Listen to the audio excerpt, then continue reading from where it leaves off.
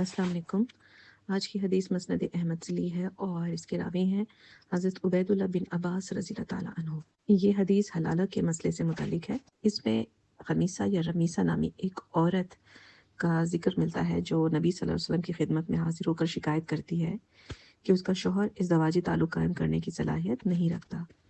کچھ دیر کے بعد اس کا شوہر بھی آ جاتا ہے اور وضاحت دیتا ہے کہ اس کی بیوی در حقیقت اپنے پہلے شوہر کے پاس واپس جانا چاہتی ہے۔ اس پر نبی کریم صلی اللہ علیہ وسلم فرماتے ہیں کہ وہ اپنے پہلے شوہر کے پاس نہیں جا سکتی جب تک کہ وہ کسی اور مرد سے نکاح نہ کر لے اور وہ ازدواجی تعلقات قائم نہ کر لے۔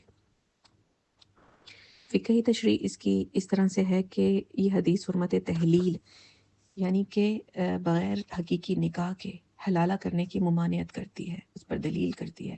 یعنی اگر کوئی عورت کسی مرد سے طلاق مغلظہ یعنی تیسری طلاق حاصل کر چکی ہو تو وہ پہلے شوہر کے لیے حلال نہیں ہو سکتی جب تک کہ وہ کسی اور شخص سے حقیقی نکاح نہ کر لے، اس کے ساتھ ازدواجی تعلق قائم نہ کر لے، اور اگر وہ دوسرا شوہر اسے طلاق دے دے یا وفات پا جائے تب وہ پہلے شوہر سے نکاح کر سکتی ہے۔ اس کا یہ مطلب ہے کہ جو لوگ بدنیتی یا بددیانتی کے طور پر دوسرا نکاح کرتے ہیں حلالہ کی نیت سے یا کانٹریکٹ کرتے ہیں تو اس کی اسلام میں قطعاً اجازت نہیں ہے، یہ بالکل حرام عمل ہے۔